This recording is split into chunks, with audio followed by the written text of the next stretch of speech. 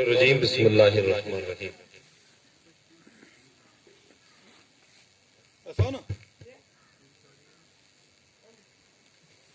من یطیع اللہ ورسولہ فاولئک مع الذین انعم اللہ علیہم من النبیین والصدیقین والشہداء والصالحین وحسن اولئک رفیقا۔ صدق اللہ العظیم۔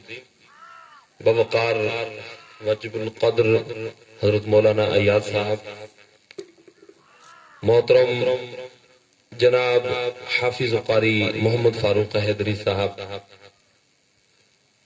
شاعر اہل سنت حضرت قاری رفیع رضوی صاحب، حضرت قاری آصف صاحب، معزز بزرگوں، نوجوان ساتھیوں، عزیز بچوں، السلام علیکم ورحمۃ اللہ۔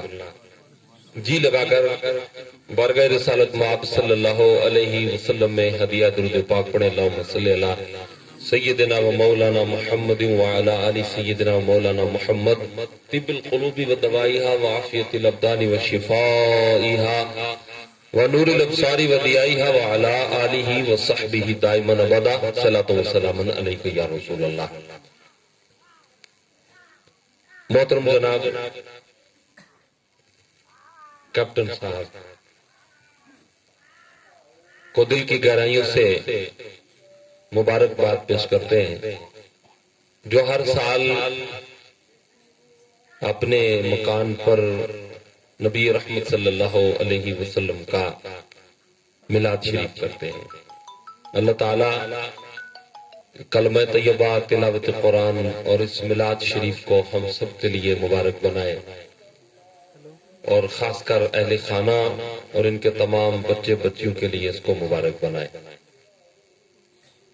دراصل دن بھی بہت مختصر ہے، ہزاروں الجھنے، ہزاروں ذمہ داریاں، اور اکثر ہر انسان بہت مصروف رہتا ہے۔ بہرحال اللہ تعالی چند منٹ ہم یہاں جمع ہوئے ہیں، ہمارا جمع ہونا قبول فرما کر ہمیں صحیح کہنے اور صحیح سننے اور صحیح سن کر اس پر عمل کی توفیق عطا فرمائے۔ حافظ محمد فاروق حیدری صاحب کا بیان آپ نے سنا۔ اللہ تبارک و تعالی قرآن عظیم فرقان حمید کے اندر ارشاد فرماتا ہے، جس نے اللہ اور اس کے رسول کی اطاعت کی وہ ان کے ساتھ ہوگا، نبیین، صدیقین، شہداء اور اولیاء اللہ کے۔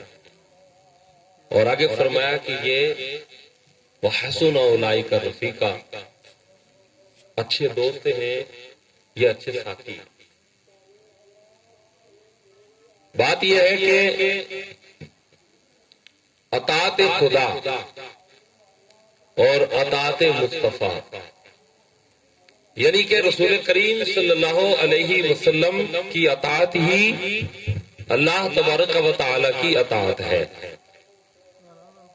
جس نے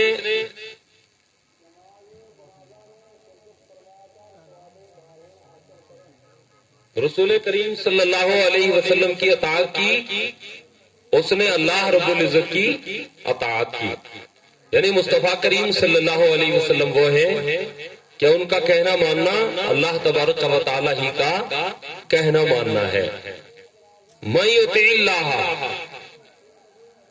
جس نے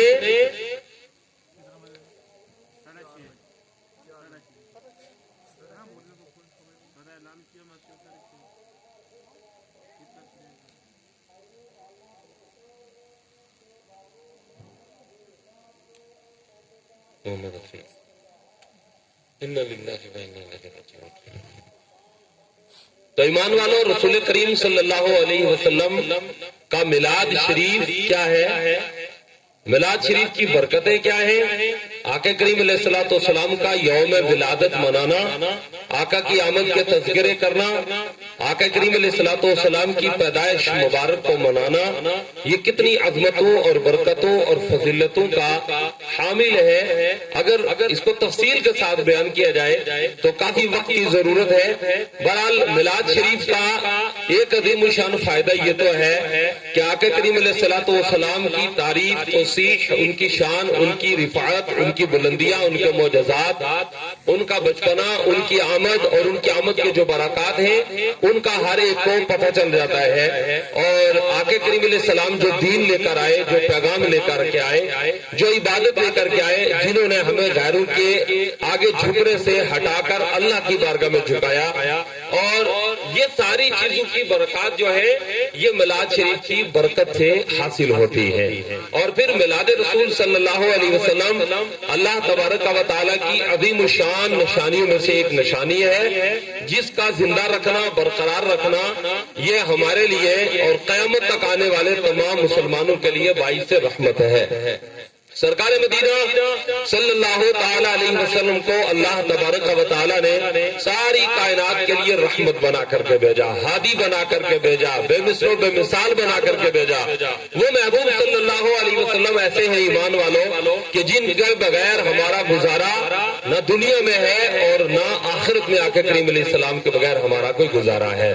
ہمیں اپنی زندگی کو رسول کریم صلی اللہ علیہ وسلم کی مبارک اور مسعود زندگی کے سانچے میں ڈھالنا چاہیے. اللہ تبارک و تعالیٰ نے جہاں اپنی اطاعت کا جو نظام بتایا وہ اطاعت مصطفیٰ میں بتایا، اسی طریقے سے آقا کریم علیہ الصلوۃ والسلام کی زندگی کو ہماری زندگیوں کے لیے ماڈل بنانے کے لیے کہا.